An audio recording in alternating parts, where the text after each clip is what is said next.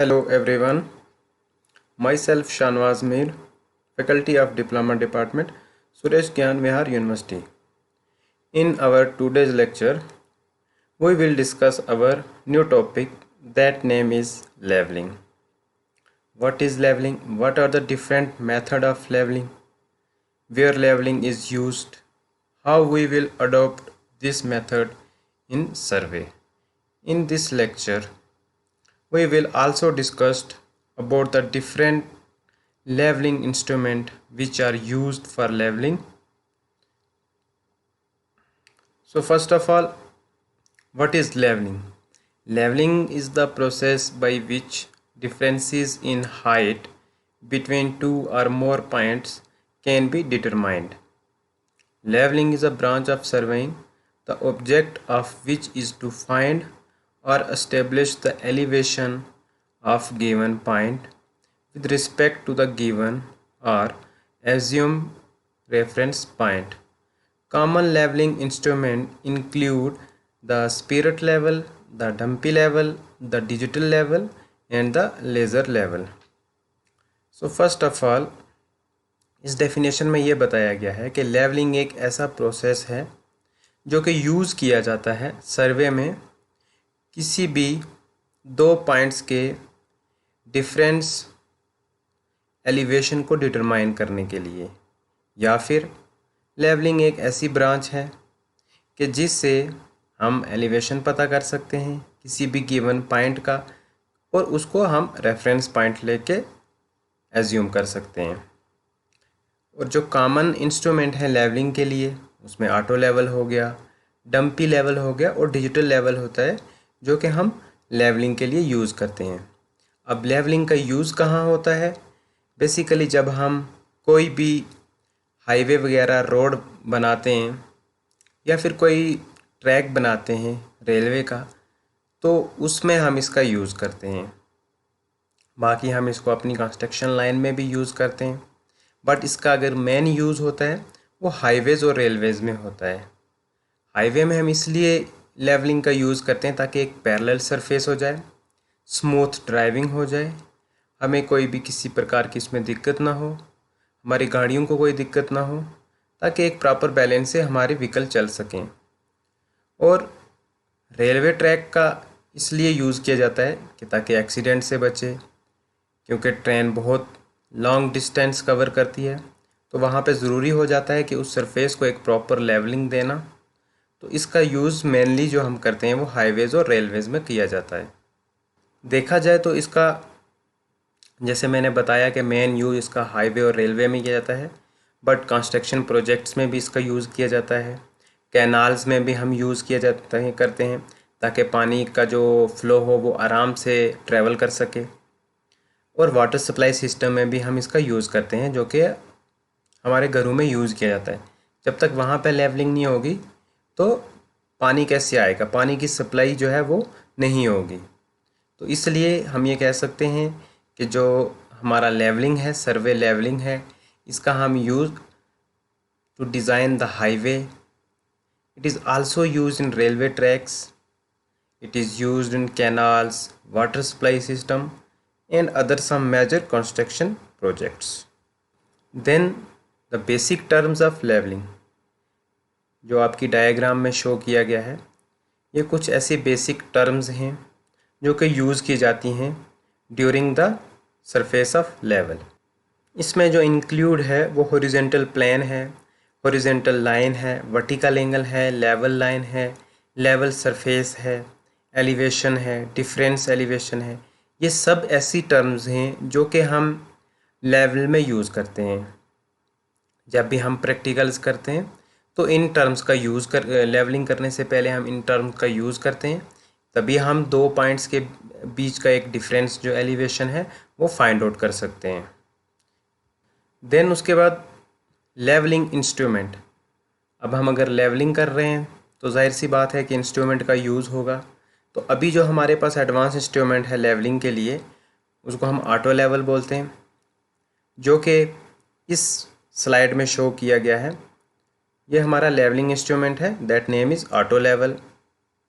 इसके various parts हैं, जैसे लेवलिंग स्क्रू है, हॉरिजेंटल मोशन स्क्रू है, ऑब्जेक्टिव लेंस है जहाँ से हम कोई भी ऑब्जेक्ट को फाइंड आउट कर सकते हैं, ऑब्जेक्टिव लेंस फोकस है, इसमें हम जूम इन और जूम आउट कर सकते हैं, साइट का है जहाँ से हमें फोकसिंग करनी पड़ती है, सर्कुल लेवल बबल ट्यूब है, इसमें एक बबल ट्यूब होती है जो जिससे हम क्या करते हैं कि उसको सेंटर में लाते हैं तो उससे हमें ये पता चलता है कि हमारा इंस्ट्रूमेंट अब लेवल हो चुका है। देन उसके बाद आई पीस फोकस है जहाँ से हम उनको देखते हैं, और फिर स्क्रूज़ हैं। स्क्रूज़ वो हैं जिनको से हम क्या कर सकते हैं कि अपने इंस्ट्रूमेंट को टाइट भी कर सकते हैं और लूज़ भी कर सकते हैं जब हम इसका सेटअप करता है। तो ये एक ऐसा इंस्ट्रूमेंट है सर्वे लेवलिंग का जिससे हम क्या करते हैं कि लेवलिंग करते हैं with the help of auto level. कुछ इस प्रकार से हम इसको सेट करते हैं सबसे पहले ट्राईपॉड पे, फिर उसकी सेंटरिंग करते हैं और उसके बाद पूरे इंस्ट्रूमेंट की हम लेवलिंग करते हैं। जब हमारा सेटअप पूरा रेडी हो जाता है तो फिर हम इस टाइप से फील्ड में उसकी रीडिंग और रिकॉर्डिंग लेते हैं जो कि आपकी डायग्राम में शो किया गया है। This is totally practical based experiment. These are the various instrument which is used for leveling process. Like the instrument which are used in leveling are level हो गया हमारा जिसको हम leveling staff भी होता है, auto level होता है, dumpy level होता है, and then cushing level और tilting level। ये सब levels की type हैं जिनसे हम क्या करते हैं leveling करते हैं। ये डायग्राम में कशिंग लेवल की फ़ोटो दिखाई हुई है जो कि एक ऐसा इंस्ट्रूमेंट है जिसे हम पहले क्या करते थे लेवलिंग करते थे। देन उसके बाद टिल्टिंग लेवल से हम लेवलिंग करते हैं। This is the diagram of tilting level which is used for levelling. Then उसके बाद auto dumpy level. Dumpy level is also an instrument which is used for levelling process. इसमें भी कुछ parts हैं इसके, जैसे हमने ऑटो लेवल में देखे, आई पीस है, इसमें भी फुट प्लेट है, लेवलिंग बबल है, लेवलिंग स्क्रू है, हॉरिजॉन्टल टेंजेंट है, इमेज फोकसिंग वाला है, साइटिंग वाला है और लेवलिंग पेंडुलम वाला है। ये सब लेवलिंग के इंस्ट्रूमेंट हैं जो कि हम इनको यूज़ करते हैं लेवलिंग प्रोसेस के लिए, चाहे वो हाईवेज़ में हो या रेलवेज़ में हो। देन उसके बाद है आपका advantages by the use of level. अगर हम लेवल का यूज़ करेंगे तो उससे हमें क्या क्या फ़ायदे होंगे। तो जाहिर सी बात है कि हम अगर कोई भी इंस्ट्रूमेंट यूज़ कर रहे हैं तो उनसे हमें फ़ायदे ही होंगे। जैसे हाई स्पीड मिलेगी, हाई एक्यूरेसी मिलेगी हमें उससे, और जो हम सर्वे करेंगे, जो हम लेवलिंग करेंगे उसमें ऑपरेशनल कंफर्ट होगा, आराम से करेंगे, और एक्सटर्नल इन्फ्लुएंस से फ्रीडम हो जाएंगे हम। और इनका जो रेंज ऑफ एप्लीकेशन है वो एकदम हाई है, एकदम एडवांस है। तो ये सब फ़ायदे हैं हमें कि हम उनसे अच्छी स्पीड से हम लेवलिंग कर सकते हैं, अच्छी एक्यूरेसी होगी, उसमें कंफर्ट होगा, उनका जो रेंज ऑफ एप्लीकेशन वो अच्छा होगा, और साथ में उनका जो फ्रीडम एक्सटर्नल इन्फ्लुएंसेस होंगे वो उनसे एकदम सेफ होंगे। देन उसके बाद आता है बेंचमार्क। बेंचमार्क होता क्या है, कितने प्रकार का होता है। बेंचमार्क एक ऐसी टर्म है जो कि हम सर्वे में यूज़ करते हैं। बेंचमार्क को हम रेफरेंस पॉइंट मानते हैं। मान लो कि हमने कहीं से काम शुरू किया, वहाँ पे हमने कोई अपना रेफरेंस पॉइंट ले लिया, कोई पत्थर रख लिया, कोई पेड़ को अपने को रेफरेंस पॉइंट मान लिया, या कोई टेम्परेरी सी चीज़ रख ली जो कि हम सुबह काम करें और शाम को ख़त्म करके उसको वापस ले लें, तो उसको हम बेंचमार्क बोलते हैं। अब इसमें 3 टाइप हैं, permanent benchmark, temporary benchmark, arbitrary benchmark. Permanent benchmark वो बेंचमार्क होता है कि जैसे आपने रोड के साइड्स पे देखा होगा लिखा हुआ, किलोमीटर्स वहाँ पे लिखे होते हैं, वहाँ पे गाड़ी की स्पीड को मेंशन किया होता है, वो सब परमानेंट बेंचमार्क में होते हैं जो हमेशा ओवरलास्टिंग रहें। और टेम्परेरी बेंचमार्क वो बेंचमार्क होता है कि जब हम कहीं भी काम कर रहे हैं, अगर हमने सुबह काम शुरू कर दिया तो वहाँ पे हमने कोई अपना रेफरेंस पॉइंट ले लिया, जब हमारा काम ख़त्म हुआ तो हम उसको साथ में उठा के ले गए या उसको कहीं रख दिया, तो वो हमारा टेम्परेरी बेंचमार्क है। आर्बिट्री बेंचमार्क वो बेंचमार्क होता है कि जो एक छोटे वर्क के लिए यूज़ किया जाता है, जैसे हम अपने घरों में यूज़ करते हैं। आपने देखा होगा जब भी कोई भी मेज़न हमारा घर बनाता है तो उसमें वो क्या रखता है कि 2 रस्सियों को लेके किसी भी 2 पॉइंट पे फिक्स करके उनको रखता है। जो बेसिकली आर्बिट्री बेंचमार्क वो है कि एक ऐसा रेफरेंस पॉइंट जो कि एकदम शॉर्ट वर्क के लिए यूज़ हो। तो ये बेंचमार्क की टाइप्स थी और बेंचमार्क। देन नेक्स्ट उसके बाद है temporary adjustments of level, setting up the level, levelling up, focusing. Setting up the level में ये है कि जब भी हम किसी भी इंस्ट्रूमेंट को सेटअप करते हैं वो पूरा process setting up to the level तक आएगा। लेवलिंग एक ऐसी टर्म है कि हमने अपने इंस्ट्रूमेंट को लेवल कर लिया, वो एकदम पैरेलल है, उनका जो डिस्टेंस है वो 3 इक्वल है। और फोकसिंग उसके बाद ये है कि हमने उसको अब वो रीडिंग लेने के लिए रेडी हो गया। This operation include setting up the level on the tripod and leveling it approximately by legs adjustment. Bring bubble tube in center. Leveling of the instrument approximately by the legs of tripod and accurately by the foot screw. So it's mean अगर हमें centering करनी है या levelling करनी है तो हमें अपने बबल ट्यूब को सेंटरिंग में करना पड़ेगा। देन उसके बाद जो ट्राइपॉड है उसके फुट स्क्रू को हमें टाइट करना पड़ेगा एक्यूरेटली से, जिससे कि हमारा इंस्ट्रूमेंट पूरा लेवलिंग अप हो जाएगा। फोकसिंग एक ऐसी टर्म है कि जिससे हम क्या करते हैं कि फोकस करते हैं, रीडिंग लेते हुए हम इमेज को कैप्चरिंग करते हैं ताकि हमारी जो उसमें विजन हो वो एकदम डिस्टेंस हो, एकदम क्लियर विजिबल हमें हो, एकदम अच्छे से हमें रिकॉर्डिंग आए। तो उससे उस प्रोसेस को हम फोकसिंग बोलते हैं। First focus on staff and then capture the reading means कि हमें फोकस करना है स्टाफ पे जिस पे रीडिंग लिखी होती है, और उसके बाद हमें क्या करना है टेलीस्कोप और आई पीस की हेल्प से हमें रीडिंग्स को कैप्चर करना है। Then focus the eyepiece for distance vision ताकि हमारा जो हमने देखा वो एकदम प्योरली साफ था, रीडिंग रिकॉर्डिंग जो भी थी वो एकदम एक्यूरेट थी। Then next permanent adjustment. Permanent adjustment वो एडजस्टमेंट होती है कि जिसमें हम रीडिंग्स लेने के लिए हमारा इंस्ट्रूमेंट रेडी है, अब हमें रीडिंग लेनी है और उस पर फिर अपनी फील्ड बुक पर रिकॉर्ड करनी है। तो इसमें 3 प्रकार की रीडिंग ली जाती है, back side, fore side, intermediate side और line of collimation. Back side वो रीडिंग होती है कि जब हम अपने इंस्ट्रूमेंट को सेटअप करते हैं तो इंस्ट्रूमेंट के बैक साइड वाली जो पोजीशन होगी तो वो वाली जो हम रीडिंग कैप्चर करेंगे उसको हम बैक साइड बोलते हैं। देन फोर साइड सामने वाली रीडिंग, फ्रंट रीडिंग को हम फोर साइड बोलते हैं। और इंटरमीडिएट साइड एक ऐसा पॉइंट होगा कि जहाँ पे हमें अपना लेवलिंग स्टाफ देखना बंद हो जाता है कुछ डिस्टेंस मीटर की दूरी पे, तो हम क्या करते हैं उसके बाद अपने सेटअप को वहाँ से शिफ्ट करते हैं एक जगह से दूसरी जगह से। तो उसके बाद जो वाली हम रीडिंग आती है उसको हम इंटरमीडिएट साइड कहते हैं। देन उसके बाद line of collimation. Line of collimation वो होता है कि जहाँ पे 2 पॉइंट्स का इंटरसेक्शन हो उसको हम लाइन ऑफ कोलिमेशन बोलते हैं। देन उसके बाद आ जाता है एरर इन लेवलिंग। ये हम पढ़ते आए हैं कि लेवलिंग में क्या एरर हैं, थेडोलाइट में क्या है, कंपास में क्या है।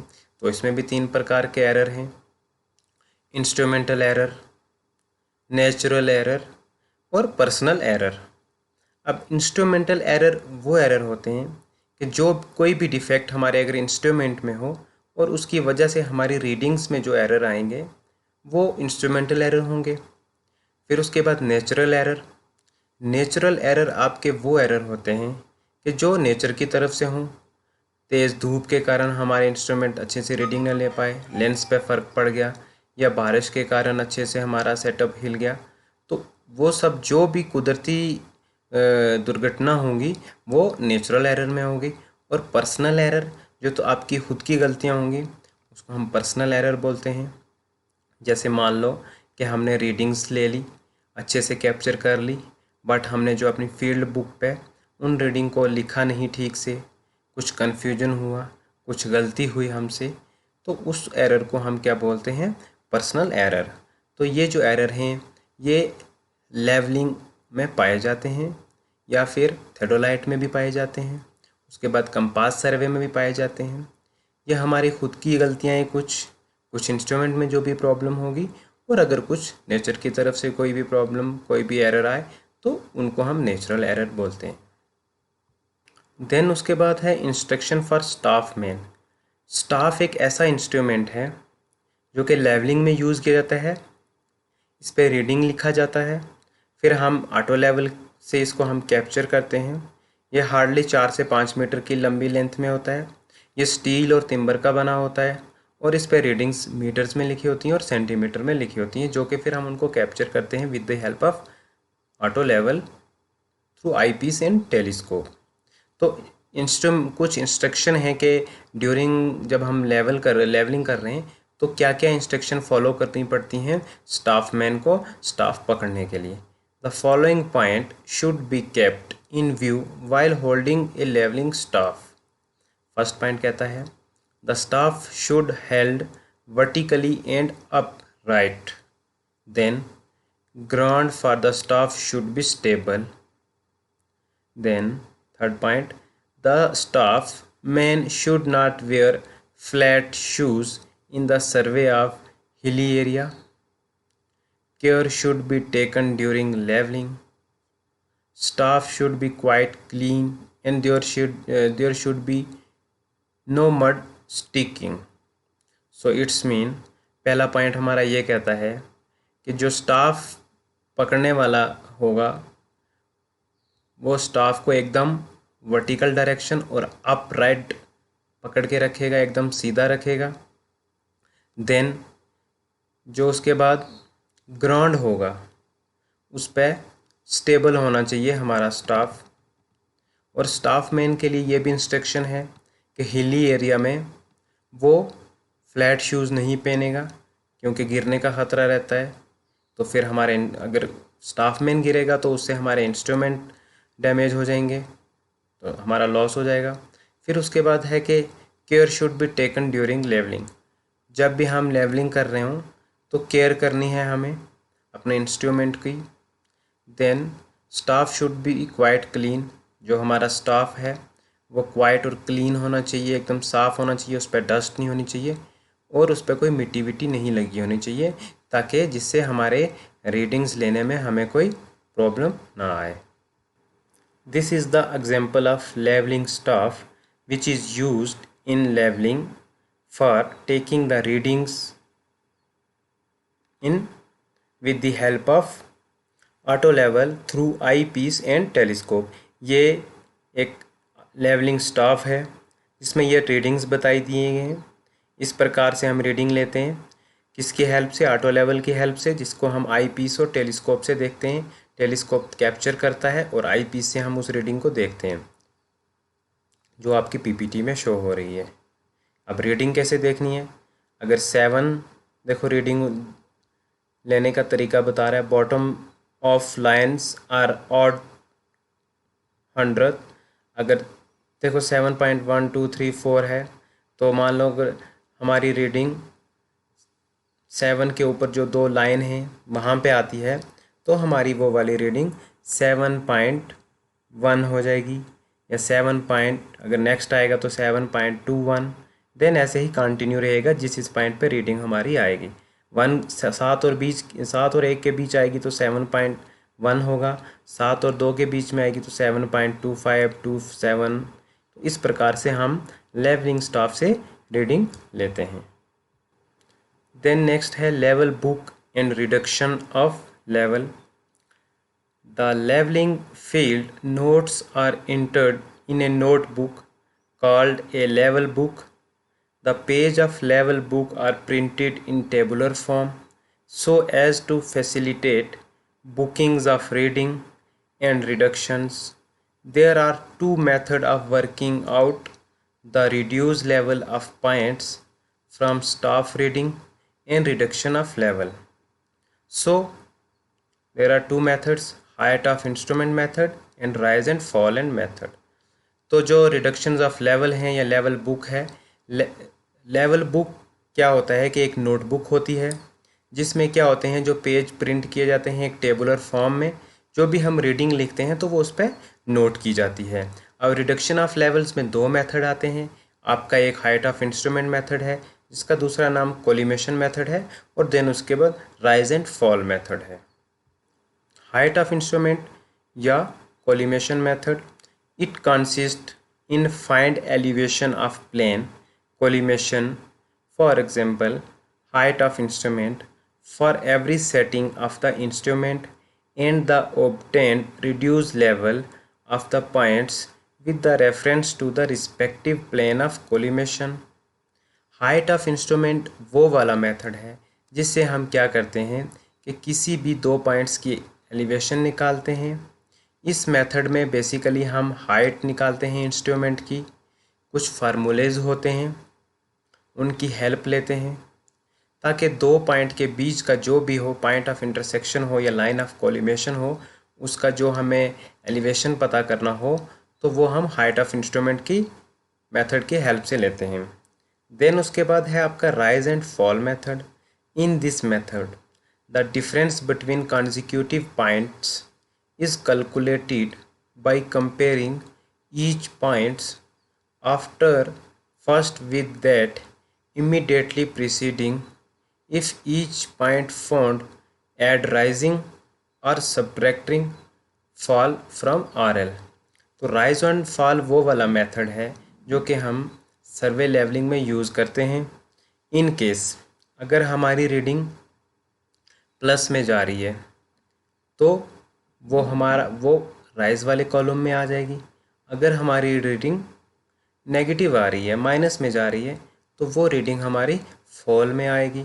अब वो कैलकुलेशन कैसे होती है, वो फील्ड बुक में जब हम रीडिंग लेते हैं तो उस पर जो रिकॉर्डिंग लिखी होती है उनको आपस में प्लस माइनस करके RL निकाल के फिर इससे हम पता लगा सकते हैं कि कौन सी रीडिंग हमारी राइज में जा रही है और कौन सी रीडिंग हमारी फॉल में जा रही है, जो कि हम फिर ड्रा करते हैं उस अपनी फील्ड बुक में। जैसे ये एक एग्जांपल है राइज एंड फॉल मेथड की। इस टाइप से हम राइज एंड फॉल को कैलकुलेट करते हैं। जैसे मैंने आपको बताया है कि बैक साइड होती है, इंटरमीडिएट साइड होती है, फोर्थ साइड होती है, राइज एंड फॉल होता है, ऑरल होता है जो कि उस जगह का फिक्स्ड होता है या फिर हम एज्यूम करते हैं, देन उसके बाद हमें रिमार्क देना होता है। तो इसका राइज एंड फॉल निकालने का जो अर्थमेटिकल चेक वाला फार्मूला है वो है सम ऑफ BS, मतलब कि टोटल सम किसका, बैक साइड का, उसमें से हमें माइनस करना है क्या, फोर साइड का। देन उसके बाद वो बराबर हो जाएगा जो भी हमारा राइज होगा। अगर राइज आ रहा है तो वो किस में जाएगा, प्लस में जाएगा, अगर फॉल जा रहा है तो वो माइनस में जाएगा। तो sum of rise minus sum of fall is equal to last RL, mean जो आपका RL दिखाई दे रहा है, लास्ट RL में से हमें फर्स्ट RL फाइंड करना है। तो ये जब हम फार्मूला अप्लाई करेंगे तो इसमें क्या होगा कि हमारे इन तीनों स्टेप्स की रीडिंग इक्वल आएंगी। अगर हमारी तीनों रीडिंग इक्वल आती हैं तो इट्स मीन हमारा मेथड जो हमने कैलकुलेशन किया है वो सही है। अगर अब गलत आ रही हैं, बराबर नहीं आ रही हैं, तो हमें फिर वो दोबारा से उसको करेक्ट करना पड़ेगा। तो ये एक अर्थमेटिकल चेक करने का फार्मूला है जो कि राइज एंड फॉल वाले मेथड में यूज़ होता है। देन उसके बाद है आपका नेक्स्ट जो टोटल स्टेशन है। ये एक ऐसा एडवांस इंस्ट्रूमेंट है सर्वे का जो कि ये सारे काम करता है। थेडोलाइट का भी यही काम करता है, कंपास का भी यही करता है, और इसमें हम लेवलिंग भी कर सकते हैं। चलो बात करते हैं इसके बारे में, टोटल स्टेशन के बारे में क्या होता है। A total station is an electronic transit and EDM combined into one instrument, add in a microprocessor, laser, plummet and other options, and you have the instrument of choice for ground-based survey. Some may require a prism but other are reflectors। तो ये एक combination है। ये एक सबसे पहले तो एक इलेक्ट्रॉनिक ट्रांजिस्ट मशीन है और इसमें कम्बिनेशन है EDM का जो कि होता है इलेक्ट्रोमैग्नेटिक डिस्टेंस मशीन। इससे हम क्या करते हैं, लेवलिंग कर सकते हैं। इसे हम दो पॉइंट्स के बीच में डिफरेंस फाइंड कर सकते हैं। इसे हम एंगल ले सकते हैं। ये बहुत बड़े प्रोजेक्ट के लिए यूज़ कर सकते हैं हम इसको, या फिर हम इनको इन सिंपल वर्ड में ये भी कह सकते हैं कि it is a surveying equipment. ये combination of electromagnetic distance measuring instrument, और it is also integrated with microprocessor, electronic data control and storage system. So it's mean इसमें ये एक इलेक्ट्रॉनिक डिवाइस है, ये चार्ज होती है, इसमें बैटरी होती है, और इसमें कीबोर्ड्स लगे होते हैं, इसमें डाटा स्टोरेज होता है। सब डाटा जो भी हम कलेक्ट करते हैं वो इसमें स्टोरेज होता है, फिर उसके बाद हम इसको ट्रांसफ़र कर सकते हैं। The instrument can be used to measure horizontal and vertical angle as well as sloping distance and leveling of object to the instrument. So इस इंस्ट्रूमेंट से हम क्या कर सकते हैं, डिस्टेंस फाइंड आउट कर सकते हैं, या फिर horizontal and vertical angle find कर सकते हैं।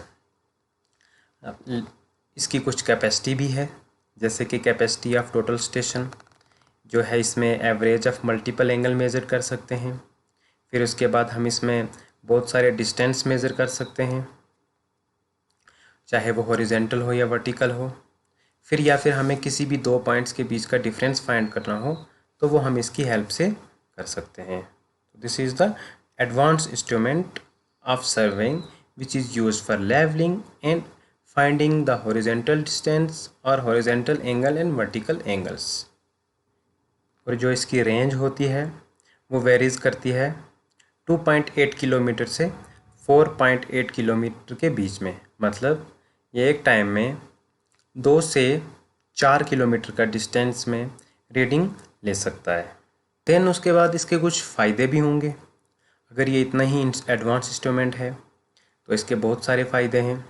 चलो बात करते हैं एडवांटेजेस ऑफ टोटल स्टेशन के, क्या क्या इसके एडवांटेजेस होंगे। सबसे पहले field work is carried out very fast. जो भी हम फील्ड वर्क करते हैं इसमें, उसमें ये बहुत जल्दी से काम करता है। हर काम आसानी से हम जल्दी से हो जाता है, एकदम फास्ट प्रोसेसर है। तो बात करें इसकी एक्यूरेसी ऑफ मेज़रमेंट की, तो वो भी एकदम हाई है।